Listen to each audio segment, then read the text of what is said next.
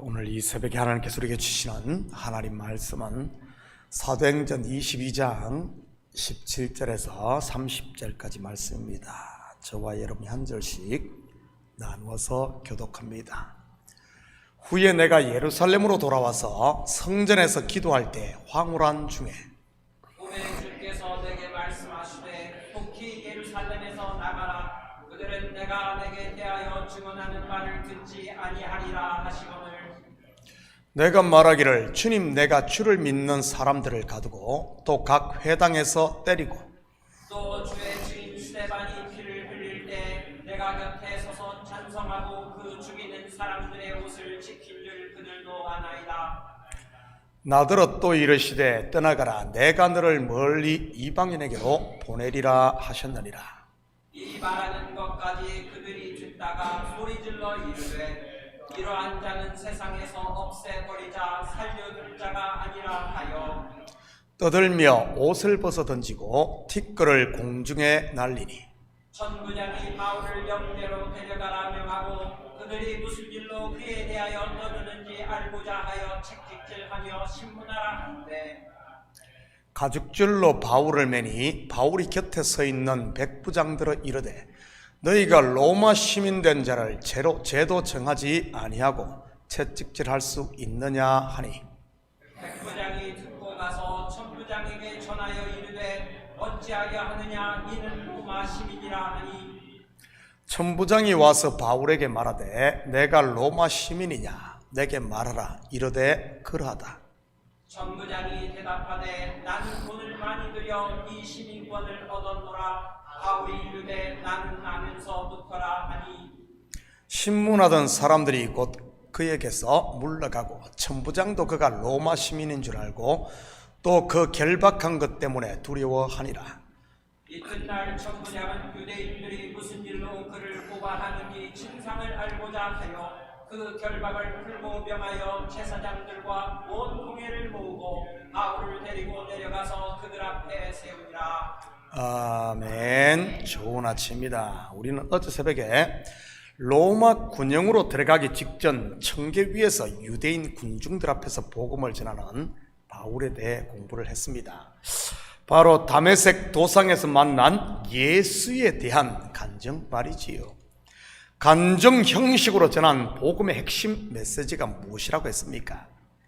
예수는 그리스도다입니다. 예수가 바로 오실 메시아 곧 구원자라는 말입니다. 지금 바울 주위에는 누가 있습니까? 다름 아닌 천부장이 이끄는 로마 군대가 서 있습니다.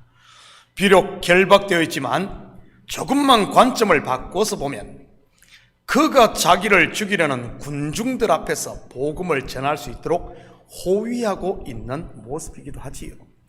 그래서 바울은 유대인들이 다 알아듣는 히브리 말로 자기의 할 말을 담대히 다 했던 것이고요. 그런데 이번만 그러는 것이 아닙니다. 예루살렘에서 결박된 바울은 앞으로도 계속 복음을 전할 수 있는 기회가 주어집니다. 그것도 로마 군대의 호위를 받으면서 말이지요. 사실 군중들 앞에서 한 설교는 히브리 말로 했기 때문에 로마의 천부장이 잘 알아듣지 못했던 것 같습니다. 후에 천부장은 바울의 죄가 무엇인지를 알기 위해 그를 공회 앞에 세우기도 하고 총독과 왕들 앞에도 세웁니다. 물론 그럴 때마다 바울은 변론의 형식을 빌어 또 그들에게 복음을 전하지요. 그런 것을 보면 바울의 결박은 단순히 속박의 결박을 넘어 복음을 총독들과 왕들 앞에 전할 수 있게 이끈 하나님의 사랑의 끈이었던 것입니다. 아무튼 어제 새벽에는 다메섹 도상에서 만난 예수에 대한 바울의 간증이었다면 오늘은 그가 어떻게 이방인의 사도로 보냄받는지에 대한 부분입니다. 같이 들어보도록 합니다. 17절 18절입니다. 후에 내가 예루살렘으로 돌아와서 성전에서 기도할 때 황홀한 중에 봄에 주께서 내게 말씀하시되 속히 예루살렘에서 나가라. 그들은 내가 내게 대하여 증언하는 말을 듣지 아니하리라 하시거늘. 다메섹 도상에서 예수를 만난 후 바울은 바로 아라비아로 가 3년간을 보냅니다. 물론 이 3년간 무엇을 했는지 정확하게 알 수는 없고요. 그 후 그는 예루살렘으로 돌아와 먼저는 동족들에게 복음을 전하려고 합니다. 그런데 어떻습니까? 주께서 그의 길을 막습니다.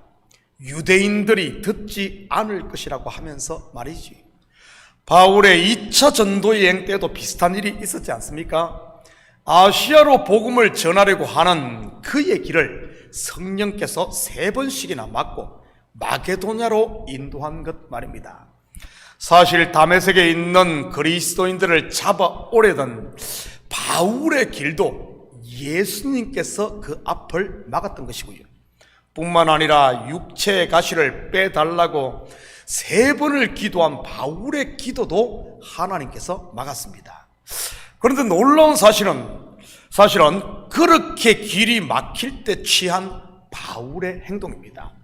바로 가던 길을 멈추고 돌이켰다는 사실 말이지. 하나님의 뜻을 깨달았던 것입니다. 이것이 바울이 위대한 사도가 될 수 있었던 비결 아니겠습니까? 하나님이 막을 때 고집 부리며 끝까지 간다 하면서 밀어붙이지 않고 과감히 내려놓고 돌아섰던 것 말입니다. 다메섹 도상에서 예수의 빛을 본 후 눈이 멀고 예수님의 음성을 들었음에도 끝까지 예수 믿는 사람들을 죽이겠다고 밀어붙였다면 어떻게 되었겠습니까? 동족들이 복음을 받지 않으니 예루살렘을 급히 떠나라고 하는데도 고집 부렸다면 어떻게 되겠어요? 꽃도 피워보지 못하고 예루살렘에서 죽지 않았겠습니까? 유럽으로 가라는 성령의 음성을 거부하고 끝까지 아시아로 갔다면요. 그런데 이러한 일이 바울에게만 있는 것이 아닙니다. 바울의 길을 인도한 성령님은 지금 저와 여러분의 발걸음도 인도하고 계시니까요. 여러분, 가던 길이 자꾸 막힙니까? 무조건 밀어붙이지만 마시고 그 자리에 서서 성령의 음성을 들을 수 있기를 축복합니다. 믿음의 선진들의 공통점 중에 하나가 바로 실패를 통해 계속 실패의 길로 간 것이 아니라 새로운 길, 곧 하나님의 뜻을 깨달았다는 사실입니다. 세상에서 성공한 사람들도 마찬가지인 것이고요. 그래서 실패는 성공의 어머니라는 말이 나온 것 아니겠어요? 21절입니다. 나더러 또 이르시되 떠나가라, 내가 너를 멀리 이방인에게로 보내리라 하셨느니라. 결국 바울은 예루살렘에 더 이상 머물지 않고 고향 다소로 내려갑니다. 물론 거기서 바나바의 픽업을 받아 안디옥 교회 동역자로 가게 되었고요. 지금까지 우리가 사도행전을 공부해서 알다시피 그 후 바울의 길이 어떻게 열립니까?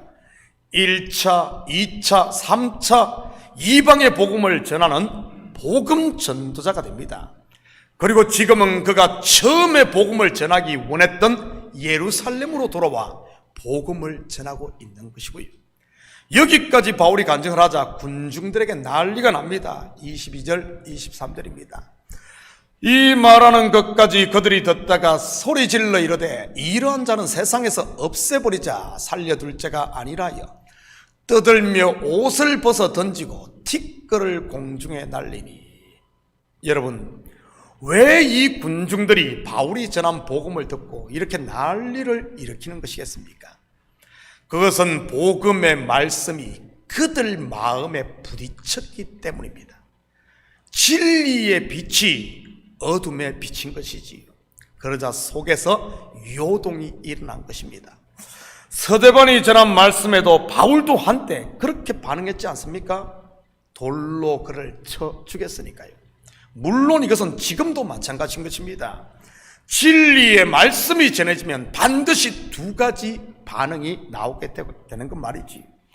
하나님의 백성은 형제들아 내가 어찌할꼬 하며 회개하고 돌아오는 것이요, 그렇지 않은 사람들은 돌을 들고 말씀 전한 자를 죽이겠다고 난리를 일으키는 것 말입니다. 이것을 통해 우리는 누가 하나님의 사람인지 누가 그렇지 않은 사람인지 바로 알 수 있는 것이고요. 열매를 보면 나무를 알 수 있으니까요. 24절 25절입니다.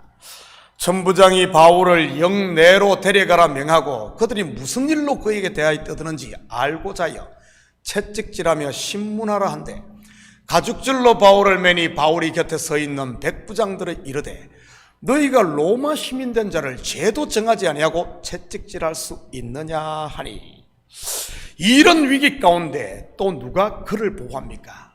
로마의 천부장입니다. 그런 것을 보면 천부장은 하나님이 붙인 바울의 보디가드였던 것이 틀림없습니다. 영내로 바울을 데려간 천부장은 왜 유대인이 그를 죽이려고 하는지 알기 위해서 신문을 하려고 합니다. 바울에게 말할 기회를 첫 번째 주었을 때 그가 히브리 말로 말을 했기 때문에 못 알아들었던 것이지요. 그래서 이실직고하라고 이번에는 채찍질 하려고 했던 것입니다. 그때 바울은 자기가 로마 시민임을 밝힙니다. 당시 로마는 법치국가 중에서도 법치국가였습니다. 특히 로마는 작은 나라로서 많은 나라들을 정복하여 대제국을 이룬 나라 아닙니까? 그러다 보니 로마 시민에게는 특별한 혜택들이 많이 주어져 있었습니다. 그중 첫째가 로마 시민은 그 죄가 드러나기 전까지는 결박이나 채찍을 일체 가할 수 없는 것이요. 둘째는 지방에서 내려진 판결에 불복할 때는 로마 황제인 가이사에게 항소할 수 있는 권리입니다. 이 위기에서 바울이 지금 자기가 가진 권리를 사용한 것이지요. 그러자 어떤 일이 일어납니까? 29절입니다. 신문하던 사람들이 곧 그에게서 물러가고 천부장도 그가 로마 시민인 줄 알고 그 결박한 것 때문에 두려워하리라. 그러자 한순간 상황이 역전되어 버립니다. 천부장이 로마의 법을 어겼으니까요. 그리고 지금 이 천부장은 로마의 시민권을 많은 돈을 주고 얻은 경우입니다. 다시 말해 원래 로마 사람이 아니라는 말이지요. 그런데 바울은 어떻습니까? 나면서부터 로마 시민권을 가지고 태어난 사람입니다. 만약 문제가 더 커진다면 누가 더 유리하겠습니까? 당연히 사도 바울인 것입니다. 그때부터 어떻게 되는 줄 아십니까? 바울의 결박이 풀리고 로마 군대의 호위를 받으며 복음을 전할 수 있는 기회가 주어지게 됩니다. 총독들과 왕들에게 말이지요. 참 신기하지 않습니까? 바울은 그가 회심한 후 제일 먼저 예루살렘에 있는 동족들에게 복음을 전하기를 원했습니다. 그런데 그 길이 막혔지요. 그런데 20여 년이 흐른 지금 하나님은 그 길을 여십니다. 사람이 감히 생각지 못했던 방법을 통해서 말이지. 어떻게 할 때요? 바로 하나님의 말씀에 순종할 때 말입니다. 길이 막힙니까? 고집스럽게 밀어붙이려 하지 마시고 하나님께 맡기고 그분이 열어놓으신 열린 문으로 나갈 수 있기를 축복합니다. 분명 하나님의 뜻이면 하나님의 때에 그 막힌 길이 다시 열릴 테니 말이지. 사랑하는 성도 여러분, 오늘 하루도 막힌 문 앞에서 울며 이를 갈지 마시고 열린 문을 따라 걸어가므로 하나님이 준비한 영혼들을 만나고 만나는 영혼들에게 복음을 전하는 하나님의 일꾼으로 쓰임받는 복된 하루가 되기를 예수님의 이름으로 축복합니다. 같이 기도하십시다. 사랑의 아버지 하나님, 참으로 감사를 드립니다. 맞습니다. 우리 믿는 사람들에게는 항상 열린 문이 있음을 보게 됩니다. 아버지 하나님, 닫힌 문 앞에서 열어달라고 두드리며 한탄하는 어리석은 인생들이 아니라 길이 막히고 문이 닫힐 때마다 우리의 고개를 들어 아버지 하나님, 하나님께서 열어놓으신 새 길, 아버지 하나님 상길로 나아가는 저희들 될 수 있도록 주여 도와주시옵소서. 모든 것을 하나님께 맡기고 하나님의 때를 기다릴 때 가장 좋은 길로 여시는 하나님의 이 놀라운 진리를 알게 하시고 오늘 하루의 삶도 우리가 열린 문으로 나아감으로 말미암아 하나님의 은혜를 새롭게 받고 또 그 은혜를 우리 삶 가운데 전하며 누리며 나누며 살게 도와주시옵소서. 감사드리며 예수님의 이름으로 기도드립니다. 아멘.